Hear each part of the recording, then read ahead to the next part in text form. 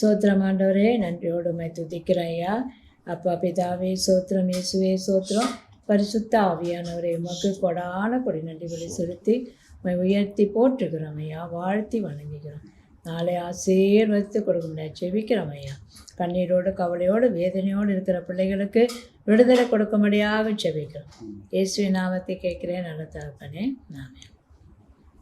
பாவத்தை ஊறித்து சாபத்தை நீக்க கல்வாரி வந்தீரையா, நீ கல்வாரி வந்தீரையா. பாவத்தை ஊறித்து சாபத்தை நீக்க கல்வாரி வந்தீரையா, நீ கல்வாரி வந்தீரையா. திறந்த வாசலை எனக்கு வைத்தீர், இனி ஒருவரும் பூட்ட முடியாதென்றீ. திறந்த வாசலை எனக்கு வைத்தீர், இனி ஒருவரும் பூட்ட முடியாதென்றீர். என் மேல் மனதுருக்கம் வைத்து இறுதி வரை என்னை நடத்துகிறீர். என் மேல் மனதுருக்கம் வைத்து இறுதி வரை என்னை நடத்துகிறேன். பாவத்தை ஊறித்து சாபத்தை நீக்க கல்வாரி வந்தீரையா, நீ கல்வாரி வந்தீரையா. கலங்கும் ஆத்துமாவே நீ கலங்காதே என்று கரம் பிடித்தார். கலங்கும் ஆத்துமாவே நீ கலங்காதே என்று கரம் பிடித்தார். ஜெயத்தை தந்து விட்டார், அவர் அன்பில் வளர்ந்திடுவே. அறிக்கை செய்வோம், ஜெயத்தை தந்திடுவார், அவர் அன்பில் வளர்ந்திடுவே. பாவத்தை ஊறித்து சாபத்தை நீக்க கல்வாரி வந்தீரையா, நீர் கல்வாரி வந்தீரையா. மகா பரிசுத்த கூடாரத்தில் கண்டேன் உந்தன் கிருபையை. மகா பரிசுத்த கூடாரத்தில் கண்டேன் உந்தன் கிருபையை. மூடும் திரையை கிழித்தீரே, நான் தைரியமாய் சகாயம் பெற்றேன். மூடும் திரையை கிழித்தீரே, நான் தைரியமாய் சகாயம் பெற்றேன். பாவத்தை ஊறித்து சாபத்தை நீக்க கல்வாரி வந்தீரையா, நீ கல்வாரி வந்தீரையா. இவ்வாழ்வின் துன்பமெல்லாம் சில காலத்தான் பூமியிலே, இவ்வாழ்வு துன்பமெல்லாம் சில காலத்தான் பூமியிலே. ஈடு இணையில்லா மகிமை இனிமேல் நமக்கு உண்டு. அல்லேலூயா. ஈடு இணையில்லா மகிமை இனிமேல் நமக்கு உண்டு. பாவத்தை ஊறித்து சாபத்தை நீக்க கல்வாரி வந்தீரையா, நீ கல்வாரி வந்தீரையா. அல்லேலூயா. நம் பாவத்தை எல்லாம் உரித்து சாபத்தை நீக்க தேவன் கல்வாரில் வந்து கடைசி சொட்டு ரத்தம் வரைக்கும் நமக்காக சிந்தினார். அல்லேலூயா. இப்போது நாம் அவரை முகமுகமாய் தரிசிக்கலாம். திறந்த வாசலை நமக்கு வைத்திருக்கிறார், இனி ஒருவரும் பூட்ட முடியாது. அல்லேலூயா. அவர் மட்டும் மரித்து உயிரோடு எழும்பி இல்லை என்றால் நாம் அல்லேலூயா அவரை தரிசிக்கவும் முடியாது, நாம் பாதாளத்துக்கு சென்றிருப்போம். அல்ல நம்ம மேலே மனதுருகி இறுதி வரை நம்மை நடத்துகிறாய். கலங்காதே, திகையாதே, நான் கரம் பிடித்து உன்னை நடத்துவேன் என்று சொல்கிறார். மகா பரிசுத்த கூடாரத்துக்குள்ளே அவருடைய கிருபையை நாம் காண முடியும். ஒவ்வொரு நாளும் மூடும் திரையை கிழித்தார், நாம் தைரியமாய் சகாயம் பெற்றோம். அவருடைய ஆசீர்வாதத்தை நாம் முழுமையாக பெற்றிருக்கிறோம். இவ்வாழ்வின் துன்பம் கொஞ்ச நாள் தான், சில காலம்தான்.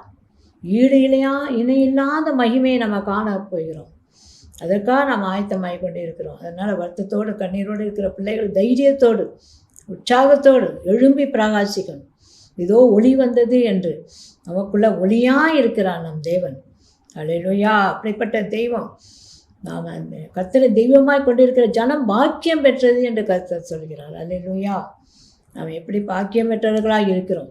இந்த நேரத்தில் கூட கண்ணீரோடு கவலையோடு இருக்கிற பிள்ளைகளுக்காக ஜெபிக்கிறோம். கண்ணீர் கவலை எடுத்து போடுங்க ஐயா. படிக்கிற பிள்ளைகளுக்கு நல்ல ஞானத்தை கொடுங்க, பயத்தின் ஆவி எடுத்து போடுங்க. வாலிப பிள்ளைகள் போக்குள்ள வரக்குள்ள சமூகம் இருக்கட்டும். வீணானது பிள்ளைகள் சிக்கிக்கொள்ளக்கூடாது தகப்பனே. கிருபை பிள்ளைகளை சூழ்ந்து கொள்ளணும் ஐயா. அப்பா சொத்த சிறு பிள்ளைகள் வளரும் போதே தெய்வ பயத்தை கொள்ளணும். உலகத்தின் போக்கில் நடக்காதபடி, பாவமான வாழ்க்கையில் பிள்ளைகள் சிக்கிக்கொள்ளாதபடி பாதுகாப்பை கொடுக்க முடியாது. ஜெபிக்கிறோம் ஐயா. அன்பு பெரியது, இரக்கம் பெரியது, உங்கள் கிருபை பெரியது என்பதை நாங்கள் அறிந்திருக்கிறோம் ராஜா. ஒருவரும் கெட்டு போகக்கூடாது, நித்திய ஜீவனை பெற்றுக்கொள்ள முடியாத ஆண்டவரே அப்பா எங்களுக்காக ரத்தம் சிந்தினீர் ராஜா. அப்படியாக அந்த பரிசுத்த மகா பரிசுத்த கூடாரத்துக்குள்ள பிள்ளைகள் மகிமையாய் தங்கியிருக்கும்படியாக தேவனின் அனுகிரகம் செய்ய முடியாத இந்த வேலையை நாங்கள் ஜெபிக்கிறோம். நாங்கள் நினைப்பதற்கும் கேட்பதற்கும் மேலாக செய்கிற தேவனையா, வார்த்தை மூலமாக வெளிப்படுங்க, தைரியப்படுத்துங்க, உற்சாகப்படுத்தணும். ஆண்டவரே சோர்ந்து போயிருக்கிற பிள்ளைகள் எல்லாம் எழுந்து சபைக்கு ஆண்டவரே வந்து ஆசீர்வாதத்தை பிள்ளைகள் பெற்றுக்கொள்ளணும். அருகாமையில் இருக்கிற சபைகளுக்கெல்லாம் போகணும், கிருபையை பெற்றுக்கொள்ளணும். இயேசுவின் நாமத்தை கேட்கிறேன் நல்ல தகப்பனே, ஆமென். பிரியமான தேவனுடைய பிள்ளைகளே, ஏசியா தீர்க்கதரிசியின் புத்தகத்தில் 35வது அதிகாரத்தில் ஒரு அருமையான வெளிப்பாடை நமக்கு தேவன் தந்திருக்கிறார். மனுஷனுக்கு என்ன தேவை? சந்தோஷம் தேவை, சமாதானம் தேவை, அல்லேலூயா, மகிழ்ச்சி தேவை. இது 3 தான் மெயின். அல்லேலூயா, சந்தோஷம், சமாதானம், மகிழ்ச்சி. இது 3 வேணும்னாக்கா நம்ம என்ன செய்யணும் அப்படின்றத அழகாக அதை சொல்லி கொடுத்துருக்காரு. ஏசியா தீர்க்கதரிசி புத்தகம் 35வது அதிகாரத்தில் 3வது வசனத்தை வாசிக்கிறேன் கேளுங்க. தளர்ந்த கைகளை திடப்படுத்து, தள்ளாடுகிற முழங்கால்களை பலப்படுத்து. அல்லேலூயா, இதான் நம்ம செய்ய வேண்டிய பெரிய வேலை. தளர்ந்த கைகளை திடப்படுத்தி தள்ளாடுகிற முழங்கால்களை பலப்படுத்து. கை தளர்ந்துச்சுன்னா என்ன ஆகும்? கீழே இருக்கும். அது நல்ல ஒரு ஸ்ட்ராங்கான கையாக இருந்தால், திடமுள்ள கையாக இருந்தால் மேலே தூக்கி நிற்கும். கைகளை 2 மேலே விரித்து தேவனை நோக்கி அமர்ந்திருன்ற ஒத்தாசை வரும் பருவத்தை நோக்கி என் கண்களை நான் ஏறெடுக்கிறேன் சங்கீதக்காரர் சொல்றேன். அல்லேலூயா. மோசே என்ன சொன்னாரு? யோசுவா கிட்ட, நீ போய் சண்டை போடு. அங்க சண்டை நடக்கும்போது நான் என்ன பண்றேன்? என் கைகளை உயர்த்தி நான் தேவனிடத்துல நிற்கிறேன். அல்லேலூயா. அவர் கை தளரும் போது என்ன நடந்தது? இவங்க தோல்வி அடைந்தாங்க. திரும்ப அவர் கை திடப்பட்டு, அல்லேலூயா, 2 பேர் அந்த கையை தூக்கி பிடிக்கிறாங்க. பிடிச்ச உடனே அவர் கை நாய் செய்யுது, மேலே நிற்கிது. உடனே யோசுவா ஜெயிக்கிறான். அல்லேலூயா. அப்போ கைகளை எவ்வளோக்கு எவ்வளோ மேலே உயர்த்தி காட்டுறோமோ, எசப்பா ஒத்தாசை பருவத்தை நோக்கி கண்களை ஏறெடுக்கிறேன் அப்படின்னு 2 கைகளை உயர்த்தி தேவனை அப்படியே ஆராதிக்கும் போது, ஜெபிக்கும் போது, அதுவும் எப்படி ஜெபிக்கணுமா? அல்லேலூயா சொல்றாரு, தள்ளாடுகிற முழங்கால்களை பலப்படுத்து, முட்டி போட்டு தேவம் பண்ணுன்ற. கிறிஸ்தவனுக்கு அடையாளம் என்ன தெரியுங்களா? அல்லேலூயா. இஸ்லாமியர்லாம் பாருங்க, அவங்க முகத்தில் என்ன இருக்கும்? நெத்தியில் பார்த்தீங்கன்னா நெத்தியில் ஒரு கருப்பாக ஒன்று இருக்கும், பார்த்துக்கிறீங்களா? காய்ச்சல். ஏன்? அவங்க என்ன பண்ணுவாங்க? முகக்குப்புற விழுந்து அப்படி தாழ பணிவாங்க. அல்லாஹ்வை தொழுது கொள்ளும் போது என்ன பண்ணுவாங்கன்னா, இந்த நெத்தி எங்கே இருக்கும்?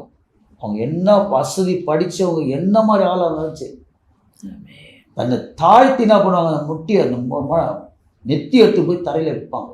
அல்லேலூயா, அல்லேலூயா. அதை போய் கிறிஸ்தவனுக்கு என்ன அடையாளம் தெரியுங்களா? முட்டி அது மாதிரி காய்ச்சல். அல்லேலூயா. கிறிஸ்தவ முட்டிலாம் எப்படி இருக்கணும்? காய்ச்சி போயிருக்கணும். அப்போ வாழ்க்கை வெற்றியாக இருக்கும். கைகளை திடப்படுத்தணும், தளர்ந்த முழங்கால்களை திடப்படுத்தும். 2 தான் நமக்கு வைத்தியமே. அல்லேலூயா. நீங்கள் ஜெபம்னு பாருங்கள், அப்படி பண்ணி பாருங்களேன். ஆண்டவர் என்ன சொல்கிறாரு, அவர் நம்மளை பார்த்து சொல்லுவாராம் 4வது வசனத்தில், மனப்பதர்களை பார்த்து. மனம் பதறி போய் இருக்கிறீங்களா? என்ன சொல்கிறாரு ஆண்டவர் சொல்கிறார், நீங்கள் பயப்படாதீர்கள். என்ன சொல்கிறாரு, நீ முட்டி போட்டல, கையை தூக்கிட்டல மேலே, ஆண்டவர் நோக்கி பார்த்துட்டல, அல்லேலூயா, இனி மனம் தளராத, தைரியமாக இருன்ற, அல்லேலூயா, பயப்படாதீர்கள், திடன் கொள்ளுங்கள். இதோ உங்கள் தேவன் நீதியை சரி கட்டவும் உங்கள் தேவன் பதிலளிக்கும் வருகிறார். உங்களுக்காக அவர் வந்துட்டாராம். அவர் வந்து உங்களை ரட்சிப்பார் என்று சொல்லுங்கள். நமக்கு பாதுகாப்பு யார் தெரியுங்களா? மனுஷன் இல்லைங்க, ரோபோ இல்லைங்க. யார் தான்? ஏசப்பா. வானத்தையும் பூமியும் அண்ட சராசரங்கள் படைத்த தேவன் நமக்கு என்ன வந்துடுவார்? பாதுகாவலர், ரட்சகராய் வந்துடுவார். நம்ம செய்கிற வேலை என்ன வேலை? கைகளை உயர்த்துறோம், முட்டியை போடணும், அப்பான்னு கூப்பிடணும், எஸ்அப்பான்னு கூப்பிடணும். அல்லேலூயா. நீ கூப்பிட்டு பாருங்க, ஆண்டவர் வந்தவங்கிட்ட பேசுவார். நான் பேசுவார், மனம் தளர்ந்து போகாது, பயப்படாது. அல்லேலூயா. உன்னை ரட்சிக்கும்படி நானே வந்துட்டேன் என்றார். அல்லேலூயா. திடன்கள், இதோ நான் உன் தேவன் நீதியை சரி கட்டவும் உங்கள் தேவன் பதில் அளிக்கும் வருகிறார். உங்கள் ஜெபத்துக்கு என்ன கிடைக்கிது? பதில் கிடைக்கும். அப்போ என்ன நடக்குமா பாருங்க. அப்போது குருடரின் கண்கள் திறக்கப்பட்டு செவிடரின் செவி திறக்கப்படும். அல்லேலூயா. குருடரின் கண்கள் திறக்கப்பட்டு. குருடர்னா யாரு? கண் இல்லாதவங்க தானே குருடர் சொல்றோம். நீ பைபிளை பார்க்கலான்னு நீ குருடர் தான். அல்லேலூயா. கண்ணை கொடுத்ததே எதுக்கு தெரியுமா? பைபிளை வாசிக்கிறதுக்கு தான். அல்லேலூயா. கண்கள் இருந்தும் பாராதவர்கள் குருடர்கள், காதுகள் இருந்தும் கேளாதவர்கள் செவிடர்கள். அப்படின்னா என்ன அர்த்தம்னா, இங்க வசனம் சொல்லுது, அப்போது குருடரின் கண்கள் திறக்கப்படும், செவிடர்களின் செவிகள் திறவுண்டு போகும். வசனத்தை கேட்கறதுக்கு அவ்வளோ வாந்தியா காது கேட்குமா? செவிடான காது கூட என்ன செய்ய ஆரம்பிச்சிடும்? வசனத்தை கேட்கறதுக்கு வாந்தியா இருக்குமா? எப்போ? நீ முட்டி போட்டு கையை தூக்கிட்டா மேலே. நல்ல சொல்லுங்களா? அப்போது முடவன் மானை போல. முடவன்னா யாரு? கால் பலவீனமாக இருக்கிற ஆட்கள், கால் நடக்க முடியாத முடவனாக இருக்கிறவங்க கூட மானை போல துள்ளி எழுந்துருவான். அவ்வளோ சந்தோஷம் இருக்கும். அல்லேலூயா. யாரு கூட இருந்தா? ஏசப்பா கூட இருந்தாருன்னா.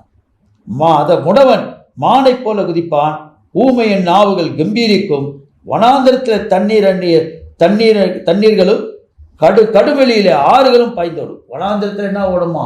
தண்ணீர் ஓடுமா. வனாந்திரம்னா டெசர்ட், பாலைவனம். பாலைவனத்தில் என்ன ஓடுமா? தண்ணீர் ஓடுமா. கடுவெளியில ஆறுகள் பாய்ந்தோடுமா.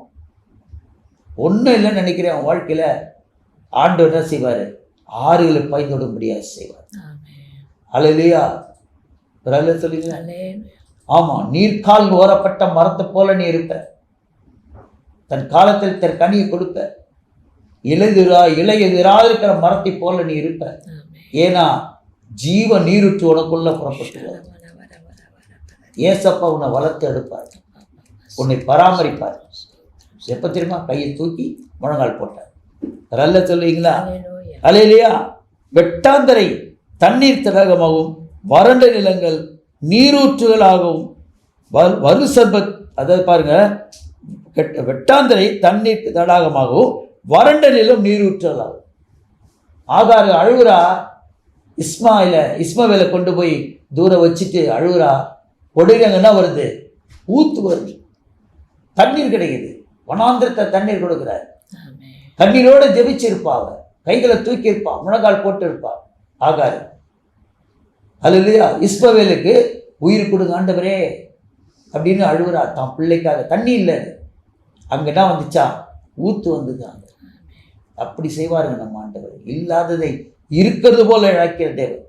நீ கடன்ல இருக்கிறியா? ஒன்றும் இல்லைன்னுக்கிறியா? தற்கொலை பண்ணிடணும் இருக்கிறியா? ஒன்றும் நான் முட்டியை போடு, கையை தூக்கு, எல்லாத்தையும் நீக்கி போட்டுருவார். வெற்றியான வாழ்க்கையை தருவார். அதிசயமாக உன்னை விடுதலை ஆக்குவார். அல்லேலூயா.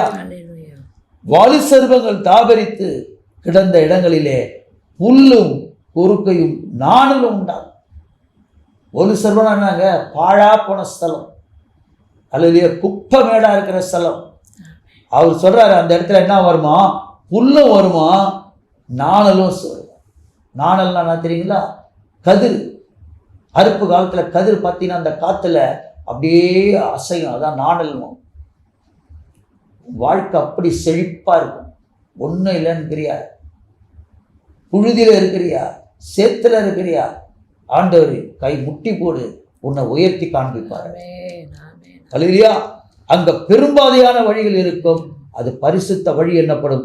தீட்டுள்ளவன் பார்த்தீங்களா, கர்த்தரை ஏற்றுக்கொள்ளாதவன் அதுல நடக்க முடியாது. அல்லேலூயா.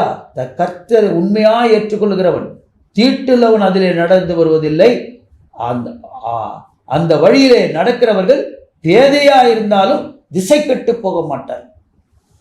எந்த இடத்துக்கு எப்படி வாழப் போற, எப்படி நடத்த போற, எப்படி குடும்பத்தை கொண்டு போக போற, அப்படி திசை கெட்டு போயிருக்கிறியா, கவலைப்படாத. அல்லேலூயா. நீ பேதையா இருக்கிறியா, கவலைப்படாத. ஆண்டவர் எங்க போய் கொண்டு சேர்க்கணுமோ அந்த இடத்துல உன்னை செழிப்பான தேசத்துல கொண்டு போய் அவர் உன்னை சேர்ப்பார். அவரால் கொடு. அல்லேலூயா. அப்ப நீ என்ன பண்ண, அங்கே சிங்கம் இருப்பதில்லையாம், துஷ்ட மிருகம் அங்கே போவதில்லையாம், அங்கே காணப்படும் வாழ்க்கை. அங்கே யார் தான் நடப்பாங்களாம், மீட்கப்பட்டவர்களே அதில் நடப்பார்கள். அவங்க எப்படி இருப்பாங்களாம், கர்த்தரால் மீட்கப்பட்டவர்கள் திரும்பி ஆனந்த களிப்புடன் பாடி சீயோனுக்கு வருவார்கள். நித்தியமான மகிழ்ச்சிகள் தலைமையில் இருக்கும், சந்தோஷம் மகிழ்ச்சியும் அடைவார்கள். சஞ்சல் தவிப்போம் அவர்களை விட்டு ஓடி போகின்றார். ஆண்டவர் அப்படி நம்மளை நடத்துவார். எப்போ தெரியுங்களா, முட்டி போட்டீங்கன்னா ஃபர்ஸ்ட் 2 வருடம் அது மிகுதியான செழித்து பூரித்து ஆனந்த களிப்புடன் பாடும் சொல்லி ஆண்டவர் சொல்றார். 35 2வது வசனம், லீபனோனின் மகிமையும் கார்மேல் சாரோன் என்பதில் அலங்காரமும் அதற்கு அளிக்கப்படும். அவள் கர்த்தருடைய மகிமையும் தம்முடைய தேவனுடைய மகத்துவத்தையும் காண்பார்கள். நீ விசுவாசித்தால் தேவ மகிமை காண்பாய். இந்த காரியத்தை செய்தால் தேவன் உன்னோடு இருக்கிறார் என்பதை அனுபவிப்பாய் என்று கர்த்தர் சொல்லுகிறார். ஜெபிப்போம். ஆண்டவரே ஸ்தோத்திரமப்பா, பிள்ளைகள் ஆண்டவரே ஸ்தோத்திரமப்பா, தளர்ந்த கைகளை திடப்படுத்தட்டும், தள்ளாடுகிற முழங்கால்களை பலப்படுத்தட்டும், உம்மிடத்திலே முறையிடட்டும், ஆண்டவர் ஜெபிக்கட்டும், விடுதலை ஆக்கப்பட்டவர் பரிசுத்த ஆவியின் ஒத்தாசுடன் நசரேயனாகிய இயேசு கிறிஸ்து நாமத்தினாலே கேட்கிறேன், ஜீவனுள்ள நல்ல பிதாவே, ஆமென்.